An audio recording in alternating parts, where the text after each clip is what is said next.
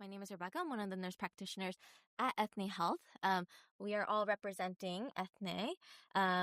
Fun fact, it's a Greek word for people group, and it's a clinic located in Clarkston, Georgia. And so we do serve a lot of predominantly refugee patients. But I have three awesome people with me who are going to join me today. If you want to introduce yourself. Oh, yeah. Pass it. Okay. My name is Trent Bartholomew, and I'm a gap year intern at Ethne Health, and I'll be going to medical school next year. My name is Munira Yassin Timan. Originally, I'm from Sudan, and I located into Clarkston 23 years ago, but I work at Ethne as an MA. Hi, I'm Ellie Kim. I also work at Ethne as a medical assistant, and I'll be going to medical school this summer. Today's presentation, it's called 3D Gospel, Gospel Ministry to All People and Culture. So just a background of Ethne. So Ethne, it's a Greek word standing for people group, but it's, again, located in Clarkston, Georgia, and this is our awesome, diverse staff. But, fun fact, whenever I introduce people about Clarkston itself, it's the nation's most diverse square mile, where we have just like, because of what happened, where a lot of blue-collar workers moved out from Clarkston area, and then resettlement agencies thought it would be just a experiment, kind of, to populate all of the refugees into one, small square mile. And so it's home to over 60 different people group. And, on a daily basis, when I'm interacting with patients, there are probably days where I don't have any English speaking patients. We have patients coming from Afghanistan. So we have people who speak Dari, Pashto. We have people who speak Arabic, which Miss Manira speaks, or Spanish, Karen, Burmese, people group from Myanmar. And so that's the diversity of our patient population.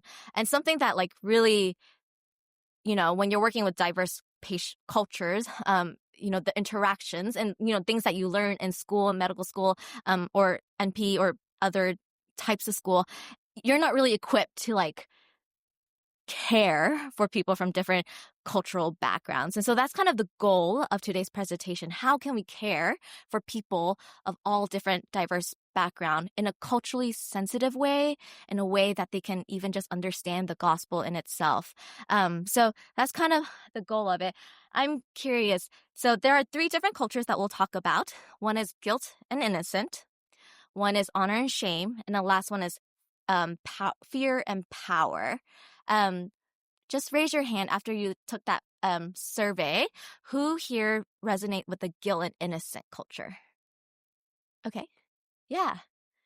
Oh, wow. Surprising. Who here resonates with the honor and shame culture? Okay.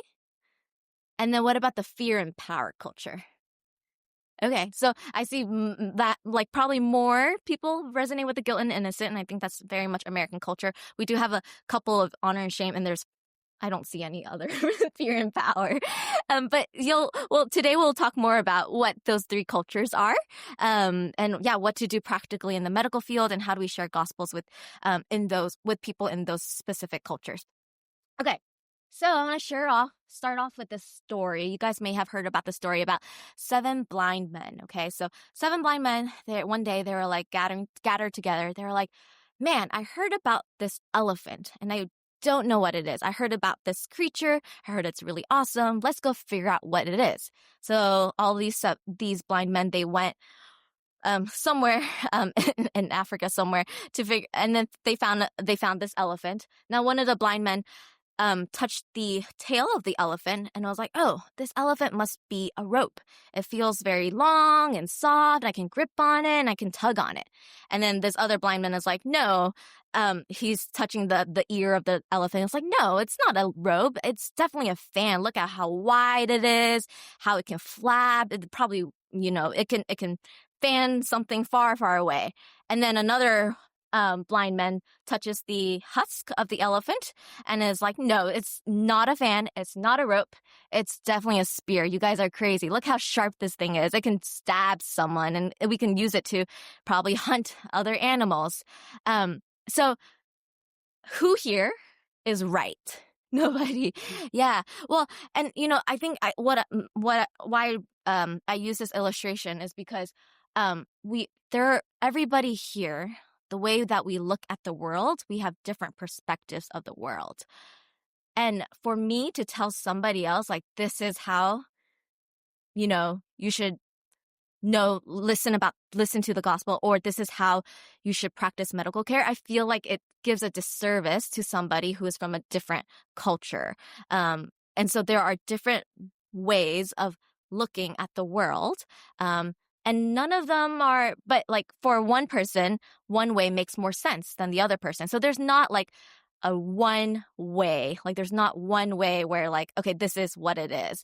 And so as we're sharing about these different cultures, like I want us to be cognitive and like remember like the differences and respect the differences, but how can we also, just manage the differences, the cultural differences.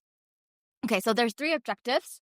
We'll first talk about the 3 dominant cultures. And then the second one we'll talk about how these cultural differences play in the medical field, or in our medical encounters. And then third, how can we share the gospel with people from these cultures? Okay, so first, guilt and innocent. A lot of who believe in this are in, North America or in the West. And so there's about 1.08 billion people around here. And, there's a statistics based on a 2010 census of like how many people in this culture are reached. And they say it's reach as in like have heard the gospel, about 81%, so a vast majority of it. But the main theme of guilt and innocent culture is this idea of right and wrong. It's very individualistic. Like, I messed up, I have to, as a result of my like mistake, I have to do something personally to make that up. So for instance, if you if you sped over, if you were driving here and you sped over, like, I felt like when we were driving here, we were trying to push the limits of like how far can you go past the speed limit to get here. But like if you like sped and you get caught, obviously there's a fine, right? So there's right and wrong. That's kind of the main gist of this culture. Second is shame and honor. So a lot of those who are in this culture are more in the East, so Middle East, Asia. What's really interesting is that there are 4.37 billion people who are part of this culture. So if you contrast to the guilt and innocent, it's 1.08 billion versus 4.37 billion. So even more.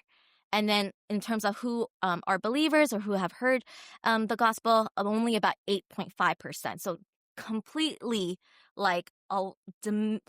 just very diminished compared to the guilt and innocent culture. So some key ideas are like it's very community focused, very relational focused. It's all about the family. There's a huge emphasis on like the last name. So for instance, my parents, they're from China. We have this book at our home where it has all of the Lees all the way from like 1000 AD, and it's only the men, unfortunately.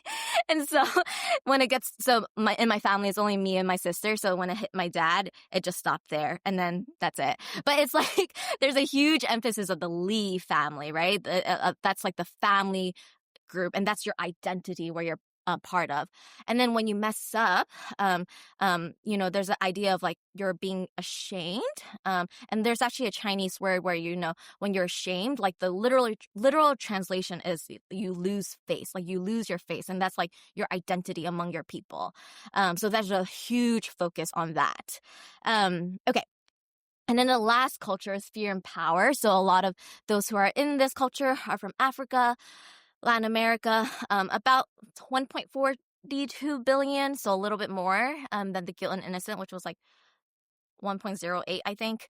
And then according to the census, it's about 62% reached. Some key ideas is very much focused on like rituals, alms, something like amulets for spiritual protection. Part of it, like there's a huge like emphasis on like animistic beliefs. And so especially like when I went to Bolivia for mission trips, like there's a lot of like, even though like they're Christian, or we went to a Christian church, like there's a lot of animistic belief of like the spiritual realm, and rituals to kind of protect yourself from harm. And then there's also a huge emphasis on ancestors and ancestral power. So some people might do ancestral worship and then, just asking their ancestor, who is deemed as like someone very powerful, to kind of protect you from life's harm. So that's kind of the summary of the three. It's interesting. I won't explain everything. If you want to take a picture, go ahead. But like, it's kind of fun to see it side by side. So for instance, guilt and innocent, normal is defined by rules and laws, like the judicial system that we talked about. Shame and honor is more related on the relationships and the family and roles, versus fear and power is on the invisible power, the higher being of protection, of danger.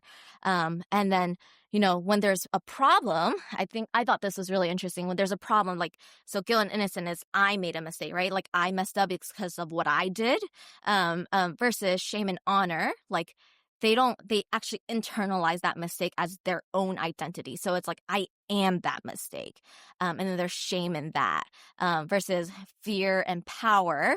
It's more like there's this idea of the spiritual realm, a greater, higher, higher power. And there's like this unseen world, there's this higher power in this world that is causing the problem.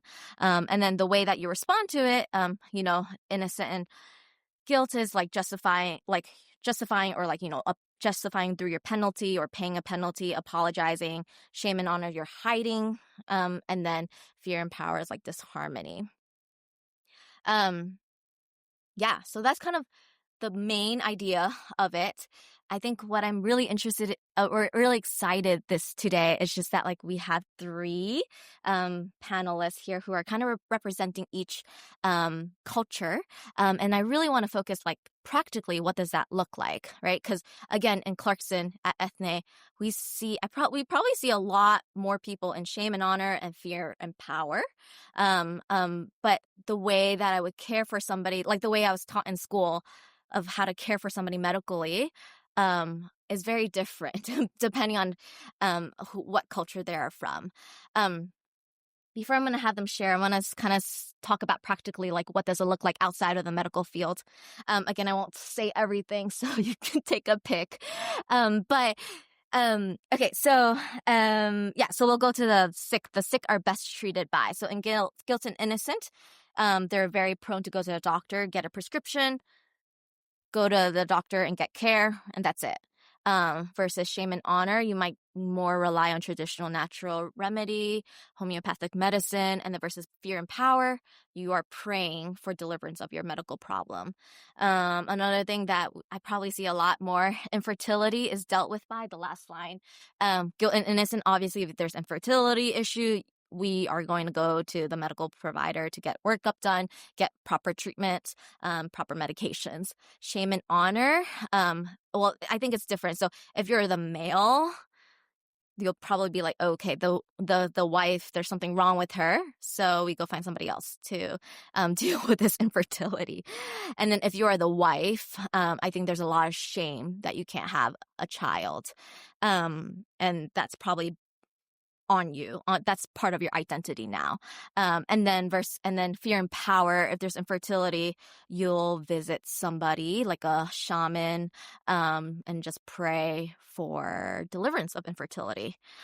So the question I asked you guys, and if you guys want to share like what culture you guys are representing, and so how can somebody properly care for someone from your respective culture?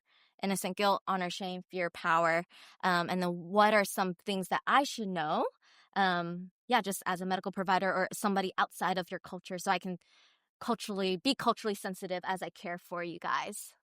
Yeah, thanks. My name's Trent again. I'm from Dallas, Texas. So guess which one I am. Definitely innocent versus guilty culture. Kind of grew up evangelical Christian. And so, I would just kind of buckle down on what Rebecca said. I think a lot of my life and even the way my parents raised me has lots to do with like there is a right and there is a wrong. And it's very black and white. this is right and this is wrong. And we even use like biblical principles or just our social ideology of what is right and what is wrong. And so, yeah, I think from my perspective even, and this is like my perspective, and just because you're in this, we're a blend of these cultures, right? And so this doesn't, not everyone fits the same box, right? Yeah, but I would say in terms of healthcare, in my family and my experience, we tend to view like even our medical issues as very individualistic. Like I think of very concrete examples, like even with really close family members, like this is my problem, and as a parent that my mom, when she like had some illness that happened, she really was like, this is my issue and I don't want anybody, even within the family, like knowing what is going on. So there's a large part of our family that didn't even know. Even I didn't know for a while. And so she really like took it on as an individual that this is my issue and I'm going to find out the best way to deal with it. And oftentimes, at least in my family realm and other people that I know in my community, is like we turn to medication or some Western ways of dealing with that. And a lot of times that is like medication. Like I'm going to find out the best course of treatment, the best medications. I'm going to go on WebMD and I'm going to search up like what is the best way to deal with this. Yeah, and I would say there was like a tendency to kind of shy away from community. And I think that if you kind of boil that down all the way down, it's this sense of like individual, like I'm messed up in some way. And so I'm responsible to deal with that. And so, yeah, that's something that to be aware of, I think, for providers that that's more of a pattern and tendency. Hi again. My name is Munir, as I said, and originally I'm from Sudan. Sudan is in Africa, but it's very obvious that I'm from Africa. I first thank God for His mercy and grace that I was in the United States since 2021 or 22. I got here 2022. Why I'm saying that? Because it happened that I lived in Clarkston. And I went to school there and I learned my English there. And God blessed me to work at FNP in 2020. I'm saying this so you will know what I'm saying later. But as African culture, if somebody is diagnosed, especially with cancer or any other disease, there is a lot of fear over that. Because probably no one has survived cancer before that person know. So for them to come to a clinic and look for a problem that they're scared of is scary, and it feels like you're going to lose control over your life and everything that you have built your life to become. To come to United States and find out that you might have cancer. Or if you did a mammogram or any other testing and they detect anything, that's very scary in my community. That's why they don't go to annual visits. They don't do checkups. What I said earlier, I was thankful and for God's grace and mercy, because 2021 happened that they detect that I have breast cancer. And I went and I told my family that I have breast cancer. The first thing they say, be quiet, don't tell nobody. They called a few family members, they gathered, they locked the room, we prayed for hours. Because there is a demon in me that needs to come out. But then we are not gonna go back to the doctor. We're not gonna tell the doctor anything. We're just gonna be quiet. But I'm working at the doctor's office. So I see the doctor every day. Who? My family? Yes. I told them that I have cancer, and their reaction is to lock me in a room and pray for me. A month went by. My doctor asked me, so did you decide anything? I said, not yet. And I said, can we do a second biopsy? Because she did the whole workup until she did a biopsy. She sent me again to a different doctor, and I did another second biopsy, and it was positive. I did have cancer.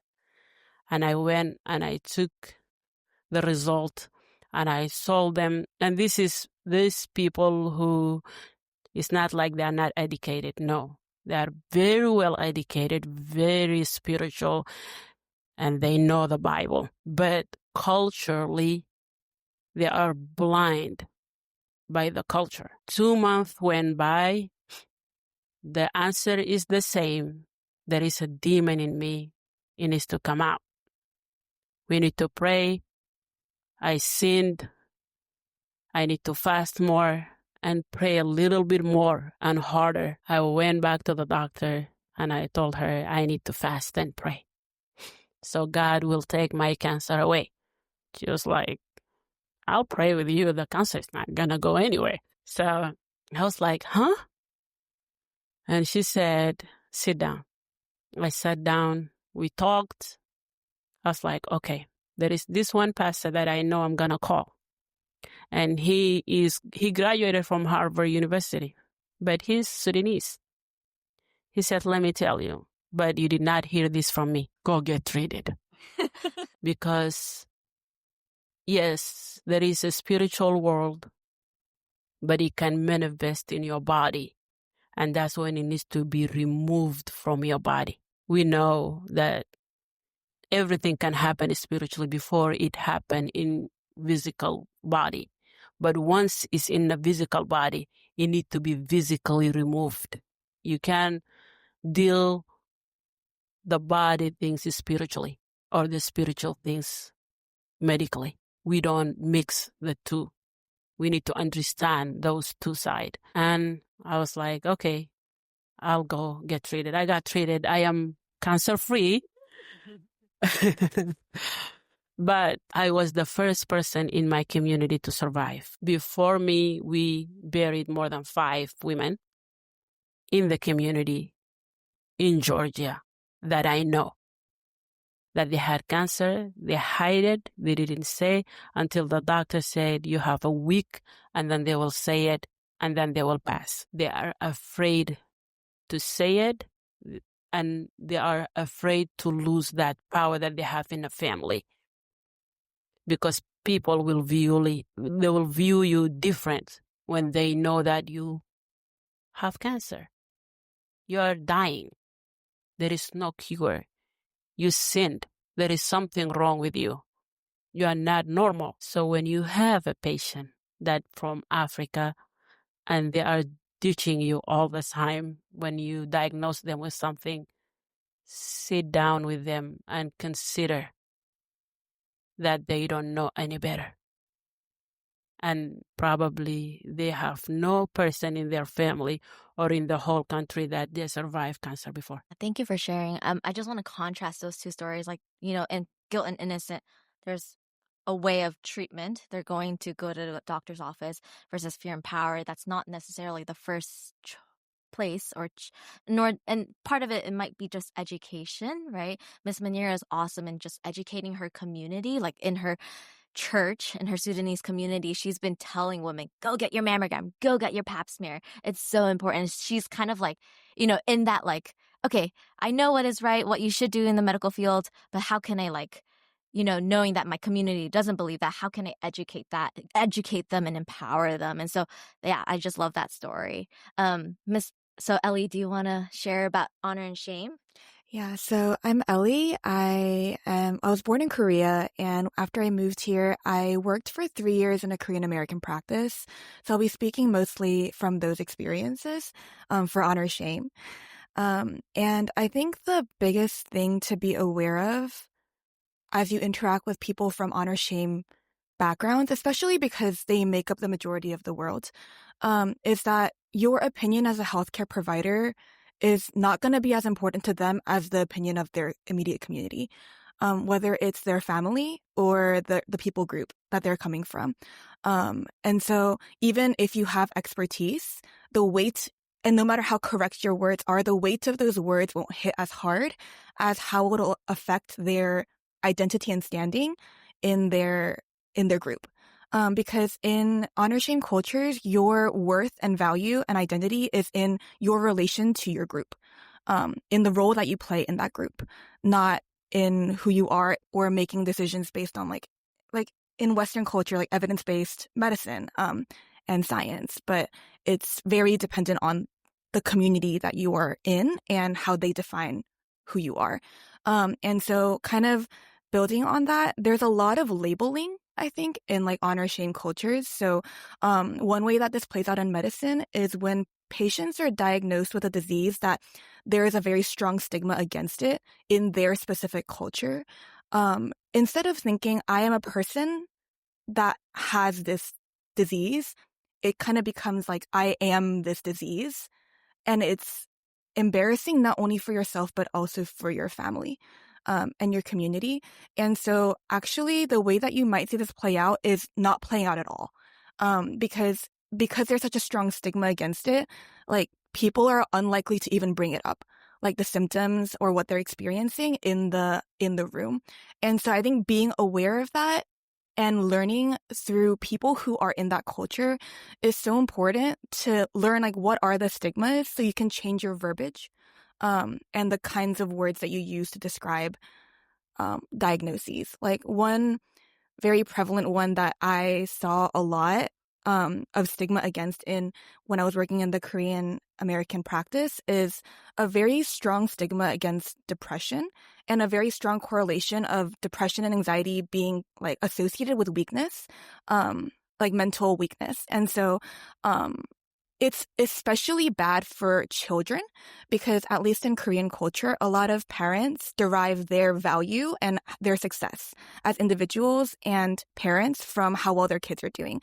So if my kids made it to an Ivy League school, like I'll be bragging all over like my church, my community, like my kids' clubs and everything. But if my child is diagnosed with depression, or even worse, like are on the spectrum, then it just becomes something that you would hide away. You would hide that whole person away because that person is bringing dishonor and shame like to your family and your status like within your people group.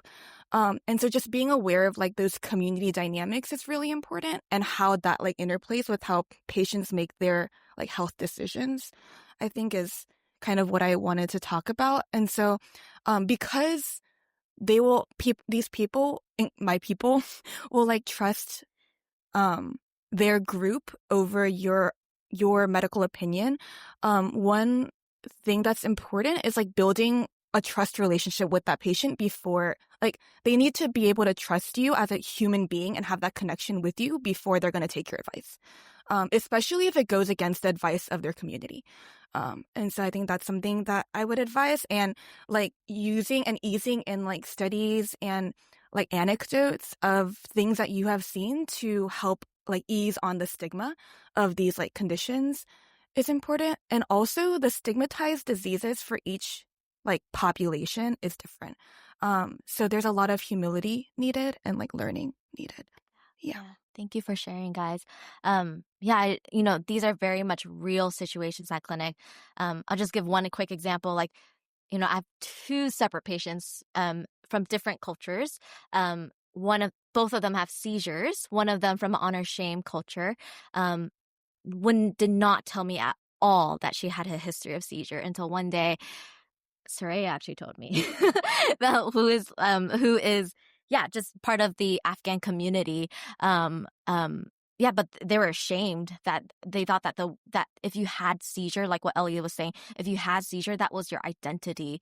And they won't share that at all. Like that would bring, the family won't say it. They said they'll deal it on their own versus like all they need is just a seizure medication and they're okay. And then I have another patient who's a kid who also had a history of seizures too. But their family, like back in their home country in Africa, he never had any care. And what they did was the family brought him to like a shaman and did all these rituals, and he would have marks on his back sharing about like just like from all the rituals from like that they did to like cast this seizure spirit away from him. I had them share about these because like, in the end, right, it's not that one culture is right versus the other culture is wrong, right? That's not the point of this. The point of this is for us to understand each culture and where they come from, right? And like, if I have a patient with breast cancer, I'm not going to be like, okay, pray it out, don't see me anymore, right? Like, I want to treat them. I want to send them to the appropriate specialist. But it's like more like, okay, I know what their mindset is from. I know where their cultural beliefs are from. So what can I do so that they trust me? And then I can educate and empower them to, based on my medical knowledge, to have the proper treatment. Like, I still need to do my due diligence as a medical provider to provide the correct treatment for them, right? And so, that's so again, it's not that one culture is right, one culture is wrong. It's us understanding the culture for us to sit with them. It might just be like a visit where we just need to sit with them and like explain everything, and explain all the options for treatment. Cool. Okay. Third objective. This is fun. Okay, third objective, culture and the gospel. I'm going to read this. This will be like a little activity. So the goal of this is that, like, I'll emphasize this point again, but like, the Bible itself is meant for all people from all different cultures. Maybe the way that we share some things is a little different based on which culture you're from. But I think I do want to emphasize, like, whoever the Bible, like, God is so good, and that whoever picks up the Bible, no matter what culture you're from, you'll understand the gospel 100% by the Spirit of God revealing to you. So I'll just share from this first. I'll read it. In the beginning, everything was good. This is from Genesis. Until there was, a paraphrase of Genesis. Until there was obedience, God said not to eat from the fruit of good and evil. But when they did, Adam and Eve's eyes were opened. They knew what was the difference between good versus evil, right versus wrong. They were guilty of the wrong action they made, and there is a need for forgiveness and pardon. That is later to be Jesus, who pardons the sin for all people. Okay, so which culture does this represent? Guilt and innocent. Good job. And then, after Adam and Eve's, this story continues, okay? So after Adam and Eve's disobedience, they sought to cover themselves with fig leaves because they were ashamed of their actions. They felt unworthy and were embarrassed. When God walked through the garden, Adam and Eve wanted to hide themselves. They felt they lost face. The punishment that is to come caused banishment for their whole family and for the rest of creation from the Garden of Eden. Men to toil the fruits of the ground, women to bear the pain of childbirth. Throughout Scripture, Jesus says that he has come to restore that honor and so that we can be part of his family again. What culture is this? Honor and shame. Good job. Experts. Okay, and then, story continues. After the fall, Adam and Eve felt fear. They did not withstand the temptation of Satan, and now sin/temptation and the demonic power of Satan is allowed to control the world. In the Bible, it states from 2 Corinthians 4, in their case, the God of this world has blinded the minds of the unbelievers to keep them from seeing the light of the gospel of the glory of Christ, who is the image of God. But Jesus also states that he is coming to conquer. I did not finish that. He is coming back to conquer that power and restore power again, with a new heaven and new earth. What culture is that from? Fear and power. Good job. So I share this, right? Like, this is like the whole gospel story, right? Like, but it's from all cultural lens. And again, emphasis, like, God is so good. Whoever picks up the Bible, if they understand, like, they'll understand it no matter what culture you're from. But like, and so, we were sharing as interns when we were reading a book, we were like, okay, what's the best way you would share the gospel with somebody from a different culture from you? I think Trent mentioned this. Just give them the Bible. Like, they'll just read the Bible. Like, that's definitely the best way. But there are some times where, like, when I'm talking and I'm sharing about the good news of Jesus, like, they're not gonna necessarily pick up the Bible and read it, right? Like, I still have to do some parts of sharing a little bit. And so the next round, I'm going to have them share the gospel and something that in their culture they would more resonate with. So, like, if, like, the way I was taught I thought this was like really eye-opening, because the way I was taught to share the gospel, which Trent will later share, like, somebody from a different culture, although it makes sense, right? It's still the gospel, right? But somebody from a different culture, like, we were all talking together, like Miss Maniera, she was like, what does that mean? I don't get that. Like, so, and so like the way we share the gospel with different culture, it might be different, just so that they better understand what the gospel is. Okay, so turning to you guys, I will give it to you. How would you share the gospel with someone from your own culture? Okay. So oh, great. Yeah, I'm innocent. I'm from innocent guilt. And yeah, I grew up in an evangelical Christian background. Who here's heard of the bridge before? Like sharing through the bridge?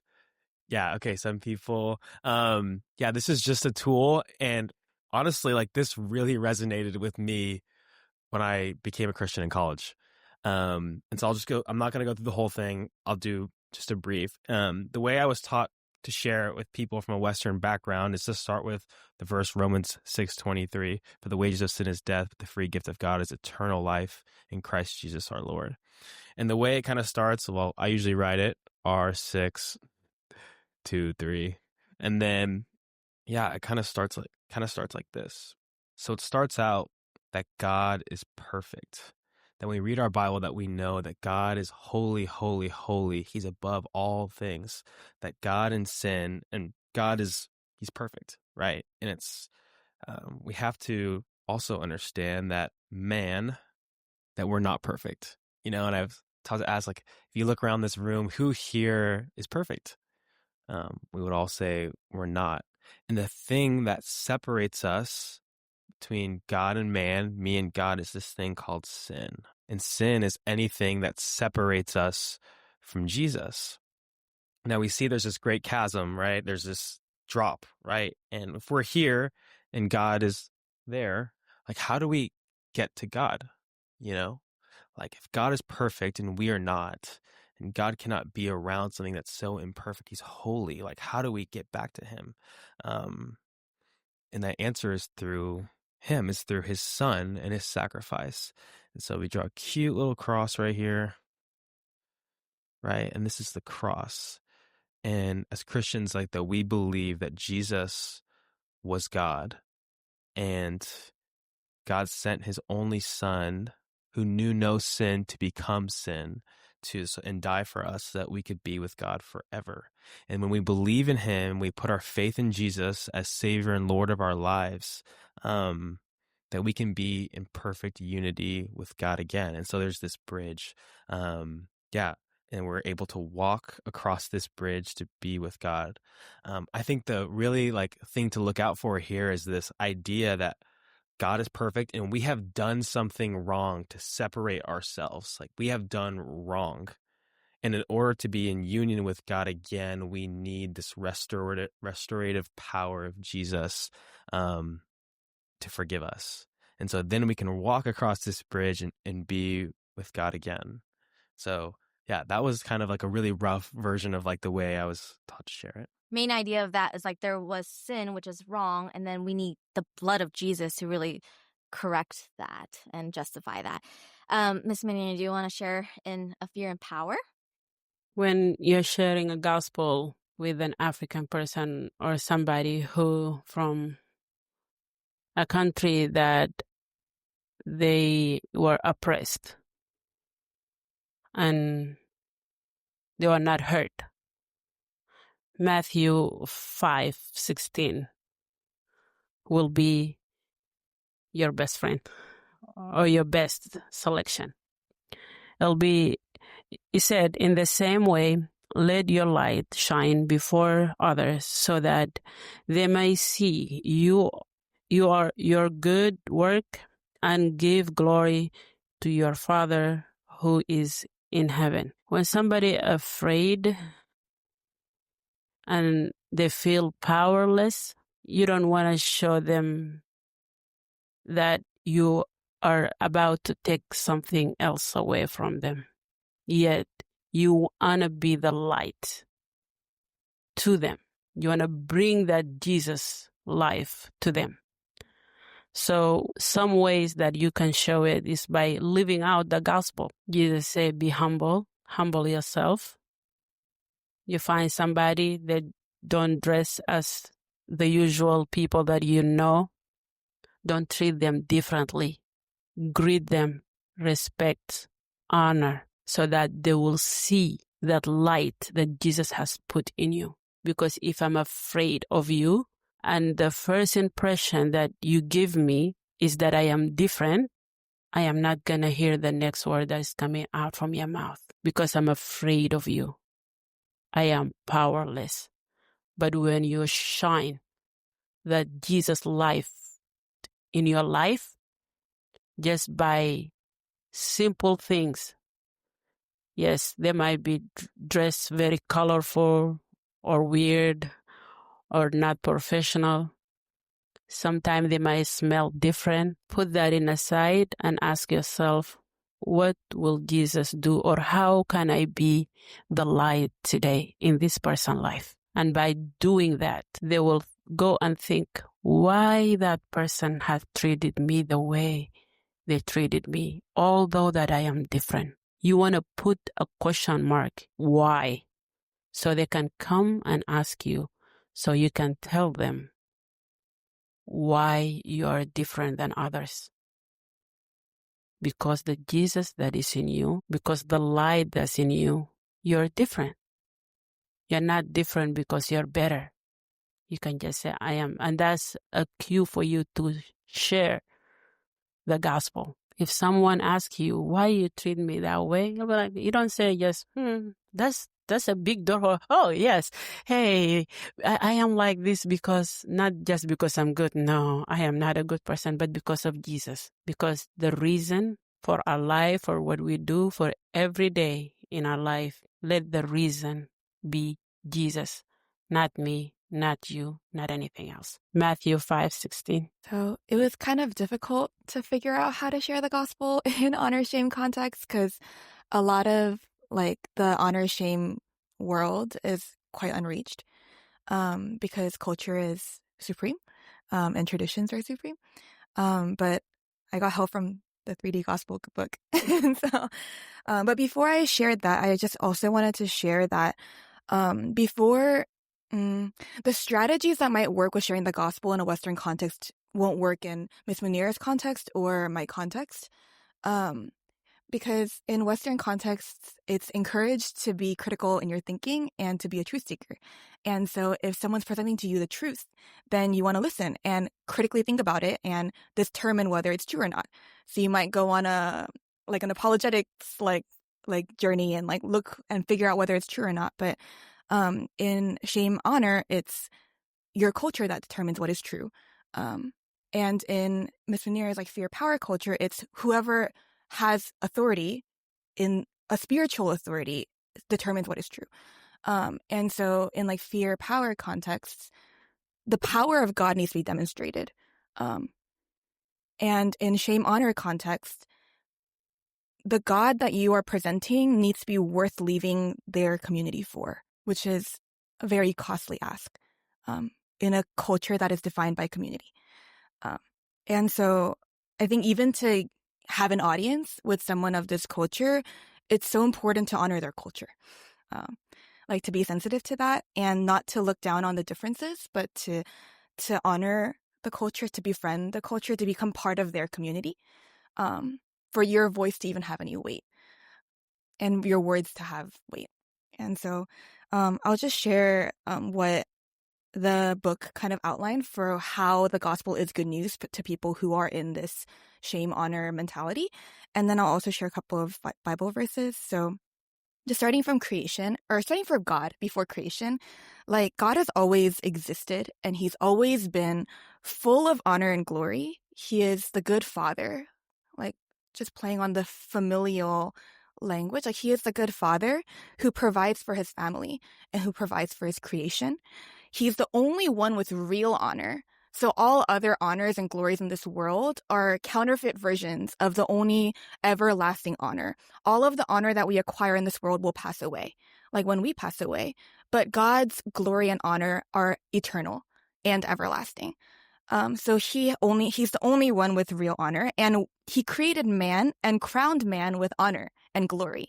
And he invited man to rule with him in this world. But man decided to be disloyal to God. and threw away God's glory to earn their own glory, to have a self-made glory. And because of that, it caused man to lose face and also God to lose face. And so as soon as you lose face in these cultures, like you're estranged, like from your community, you're an outcast. And so we are now by identity outcasts from God, and his family and his glory. And so because we've lost our spiritual face, our lives are a perpetual effort to construct counterfeit honor. And we do this in ways like shaming other people to make ourselves feel like we're more honorable, or boasting in the group that we are in compared to other groups. That's why, at least in my culture, there was a lot of like blatant racism and like Koreans are awesome. Yeah. And like, I think I even remember, like, I have a Chinese friend and she was dating a Korean guy, and they're both Christians. And that Chinese friend, her parents are from a village. And so there's like huge honor shame dynamics there. And her parents said, if you don't break up with your boyfriend, I'm going to cut all your funding for college and you're coming back home. So like, that's like the I don't know what it's called. Like, it's just so strong. And so, yes, our lives are a perpetual effort to construct counterfeit honor. But God, instead of expelling us forever in our shame, he had a plan for restoring us, our honor and his own honor. And so he sent Jesus, who is one with God in an equally glorious and honored in heaven, to become a lowly human being in order to save people from their shame. The way that Jesus spent his life, he went to the people who were shamed in society, the lepers, the people who were outcasted from the rest of the world, to the marginalized, and he restored their honor. He treated them with dignity. Like, that is how Jesus spent his life. And he was so full of divine honor that when he touched them, they would become healed and they would be cleansed and accepted. It wouldn't be that their dirtiness and their shame would transfer to him, making him also an outcast, but he would share his honor and restore their honor. That's what he did with like the lepers, the healing of the 10 lepers. But Jesus' life threatened earthly honor, the honor that people have been trying to build up for themselves. And so the people responded by shaming him publicly. They stripped him, they mocked him, they spat on him, they nailed him on a cross, and they hung him from a tree naked on a cross before all eyes. And Jesus faithfully endured this shame and broke its power. And so the cross restores God's honor. And God publicly approved of Jesus' shame-bearing death by resurrecting him from death to glory. And now Jesus sits at God's right hand with all glory and all honor. And he invites us to give our allegiance to him and to identify ourselves not with our kinship group and whatever group we are in and whatever status we're trying to achieve, but to identify ourselves with him and receive a new status. And I'm reminded of 2 Corinthians 5:17 that says, if anyone is in Christ, he is a new creation. The old has passed away, the new has come. It's new life, renewing. It's nothing like the old. It's completely new. And so when you give your allegiance to Christ and have this new status, your shame is covered and your honor is restored. Not just earthly honor, but honor that doesn't perish. And to follow Christ, you have to renounce like social manipulation. You have to renounce status construction and face management, and instead fully trust in Jesus for new status. And membership in God's family is not based on ethnicity or reputation or religious purity, but on one's familial allegiance to the crucified Savior. And so God exchanges our old status as unclean and worthless and inferior outcasts for the status of pure, worthy, and honorable children. And upon Jesus' return, unbelievers will be stripped of all worldly honors that they've constructed, and believers will receive crowns of eternal honor as God's glory fills creation. So that's the gospel presented in that cultural frame, that like lens of restoring honor. And some verses that I was thinking of actually as Ms. Manira and Trent were sharing was one is in 1 Peter 2, it says, "See, I lay a stone in Zion, a chosen and precious cornerstone, and the one who trusts in him will never be put to shame." And later in verse 9 and 10, it says, "But you are a chosen people, a royal priesthood, a holy nation, God's special possession, that you may declare the praises of him who called you out of darkness into his wonderful light. For you were not a people, but now you are the people of God. Once you have not received mercy, but now you have received mercy." So God not only ransoms us from the wages of our sin and empowers us to be triumphant over powers and spiritual forces, but he restores us and gives us a new entire identity. And I think like that's kind of the focus of honor shame. And I had another verse. Oh wait, this is more about like, sorry, I meant to share this earlier when like talking about community and how becoming part of that person's community is like a very important step for your voice to matter. And I think another part of it is like showing that your community is different. And I am like reminded of when Jesus said in John chapter 13:35, he said, "By this, everyone will know that you are my disciples if you love one another." And so even as Christians, like in Christian community, loving one another, and letting that be shown to the world, I think is also part of like showing that this is a community that we were made to be part of and that we want to be part of, like not just like another religion that's out there. Yeah. And so Thanks for sharing, guys. Yeah, I think when I first learned about these cultures, it like gave me we'll share the book. There is a book that I had our gap years interns read. It's called The 3D Gospel. Then there's a lot of words after that. The 3D Gospel has a lot of faces. We'll show it to you later. But what was I gonna say? Oh yeah. When I was learning all these different cultures, I think I like had a different lens. Like actually, like I would encourage you like read the New Testament again. Like a lot of the New Testament is honor and shame because that's like the culture of Judaism. And so it makes a lot more sense when Jesus says, "Leave your family and follow me." Or like when he goes to the lepers, when he goes to the sick, the tax collectors, and he like restores them up to a higher status. Like it makes a lot more sense compared to like if you're reading it in a Western view of like guilt and innocent. We don't have too much time. I'm going to wrap up. 3 final conclusions. Number 1, embrace cultural difference, right? Again, it's not about changing your culture to somebody else's culture, but understanding their culture to better so that you are able to like be a better medical provider, be like just a better steward of and servant of God. Second, find cultural navigators.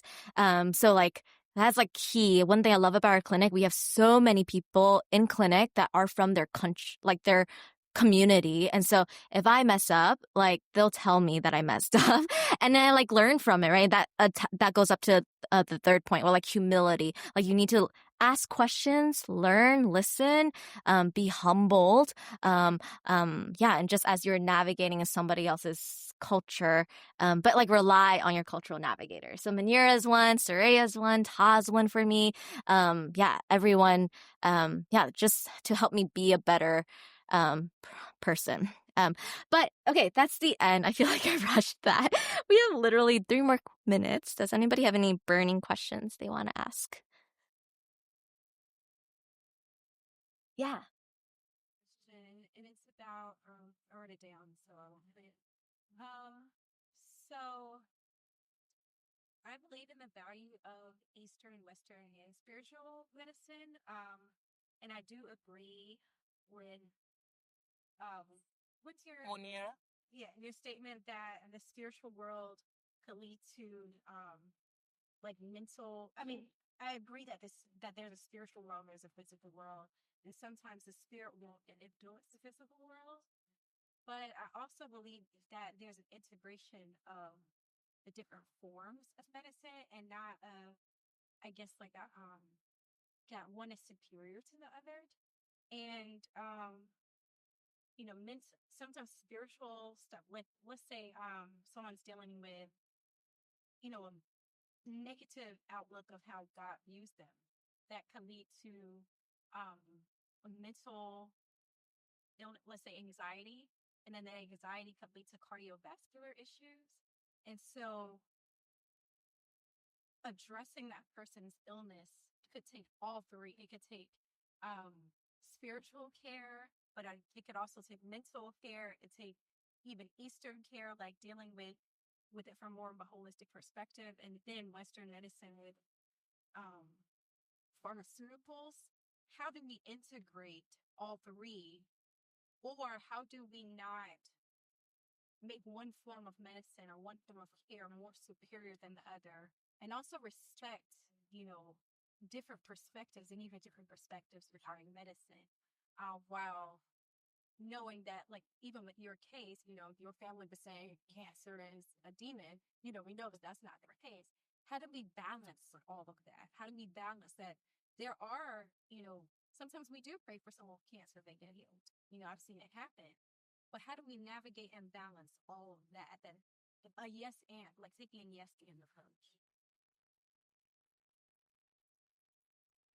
I had a lot of questions around that when I was researching and what route should I take for me to get healed.